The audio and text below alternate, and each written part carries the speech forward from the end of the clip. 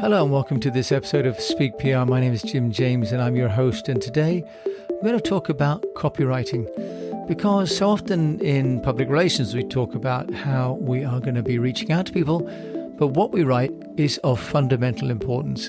And I was listening to a mastermind for the Thinkific training program, and there's a lady called Joanna Weber who runs the copyhackers.com business. And Copy Hackers is an academy for copywriting, and really gave me a formula that I thought was very powerful, and I couldn't wait to share it. Now, the formula that she has is for writing effective copy for your homepage. Now, for most of us, and certainly for me, getting enough people to buy what we're offering is a real problem. And we spend a lot of time writing and a lot of time reading, but not necessarily understanding what makes great copy, and especially great sales copy. So I thought I would share that. Now, one of the key points then that she makes in her talk is that we have to really start with the problem that we've heard most that our clients want to solve. So Joanna Weber says that, really, ideally, we're articulating in our copy the problem that our customer audience has actually shared with us through our focus groups or by listening online. I heard another person talking about doing social listening and listening, for example, on Amazon on book reviews to find out what problems people are having solved by certain books. So starting our copy on our webpage or in our pitch for our media or for any sales really starts with the problem we're trying to solve, and ideally in the language of the person that we're solving it for. Now, this is where I thought it became very interesting, because I've understood and thought of that part before, but then what Joanna Weber was saying was that agitation is the expression of the problem. So what we really need to do is to create a formula, and they have a formula which I'll share with you. And then we're looking then at what solutions the customer has already tried, but which didn't work, and what agitation and what frustration or anxiety that leads to, and then introducing our own good or service, which may then solve that problem. Then looking at how we establish our own credibility, and then the why, the try, and then the buy. So they have this formula, which I thought I would share, and I'll write in because I thought it's simple but elegant.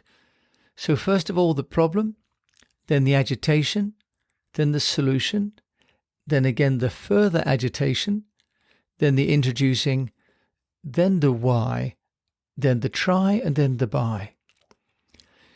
So for example, the problem that I have is that I have hundreds of people come, for example, to my website every week.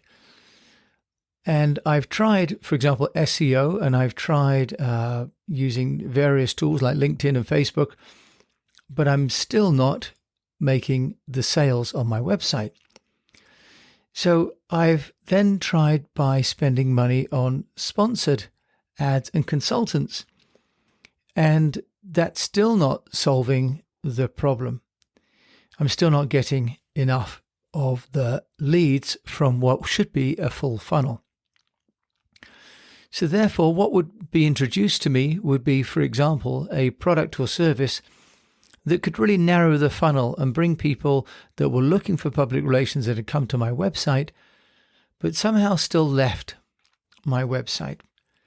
So in my case, I'm talking now about the mastermind, the Get Noticed mastermind, where for people that have not actually got enough coverage for themselves, and maybe have tried through getting a freelancer or tried social media outreach themselves, but they're still frustrated that they're not getting the value out of their business, that they might want to try the mastermind. Now, she talks then about the why. Why does this work? And in my case, the mastermind works because I've worked on over 500 clients. So the mastermind tools and technologies that I introduce already work. So why should you try the mastermind? It's because it's already proven. And then she talks about the trying. So this is where she talks about giving people the offer to try.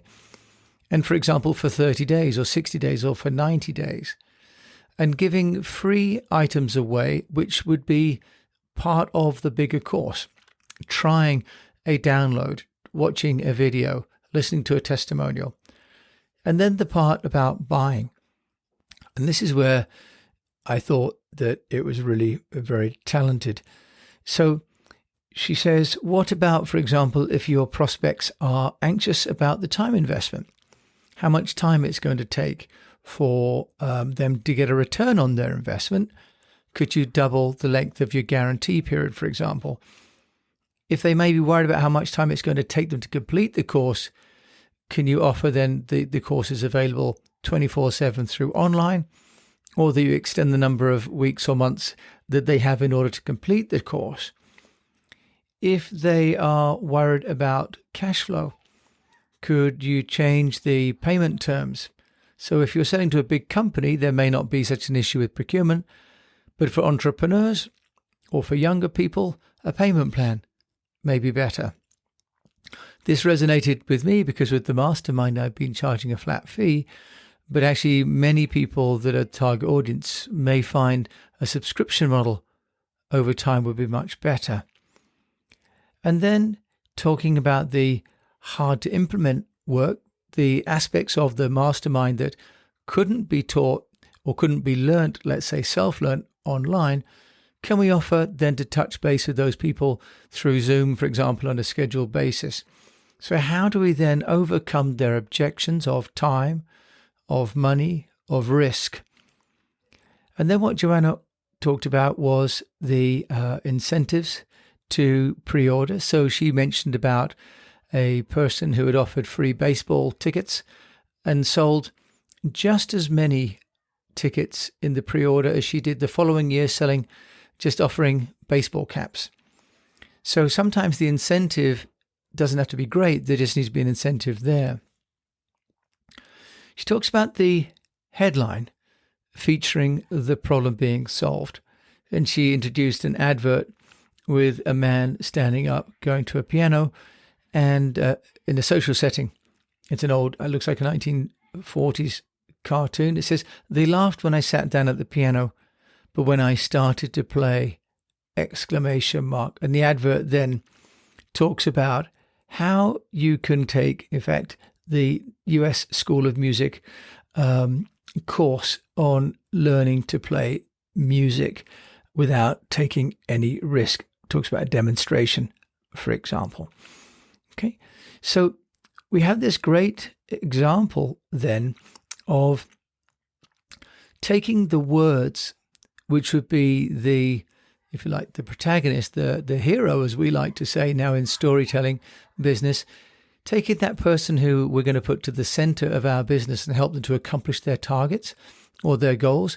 So the simplest way for people to identify with themselves is to use their own words.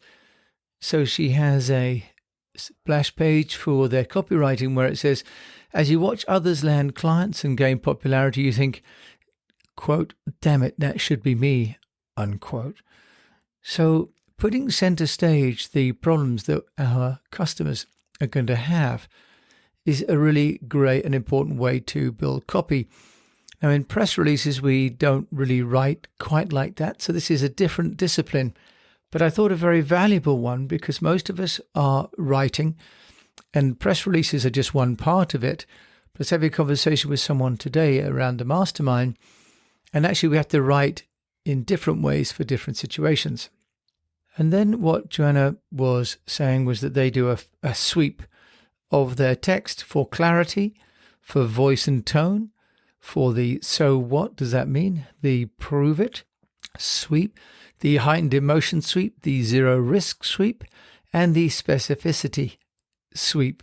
So they have 7 different sweeps that they run through the text. And frankly, that applies as much to a press release or a pitch or an article as it would to a piece of copy on a home page. Finally, they talk about whether the homepage and the text is selling a specific something or an emotion.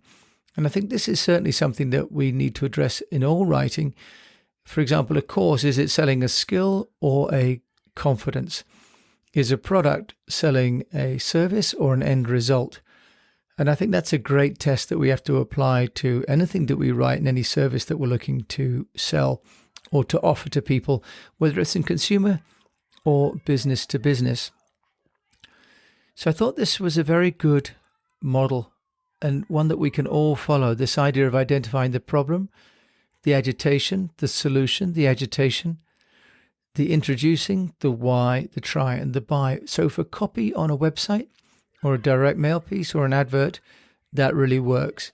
If we're writing, for example, for the media, the agitation and the solution is absolutely there, as is the introducing and the why.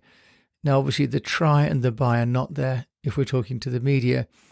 But ultimately, that's what we're trying to do. And with social media and owned media blurring the lines slightly, because editorial media would not approve and not include those try and buy, often now the content we're writing bridges the two spaces.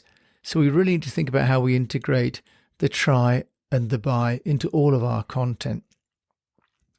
So I'm grateful to the Thinkific team for having these amazing masterminds, and with Joanna Weber kindly sharing her expertise and knowledge. And I wanted to share that with you today because I really think that it's very valuable and has given me some great insight into how I can structure copy better across all the applications that I'm answering, but also that the sweeps, the 7 sweeps, really are a great discipline regardless of the copy that we're writing. And so with that, I will sign off for this episode of Speak PR, and I hope that this is a useful, if short, piece just to have you focus and think about, if you're writing something, there's a structure and a formula really to writing certain kind of copy. In this particular case, the website copy for a landing page, press releases, press articles, case studies, they all have some structure that's proven. And over the coming weeks and months, I shall be introducing those as well, and also listing and detailing those with some templates on the Speak PR Mastermind course, details of which can be found at speakpr.co. My name's Jim James. Thanks again for listening. And until we meet again, I wish you the best of health, a profitable business, and that if you're writing, that the contents of this podcast prove to be really helpful to you. Thanks again for listening.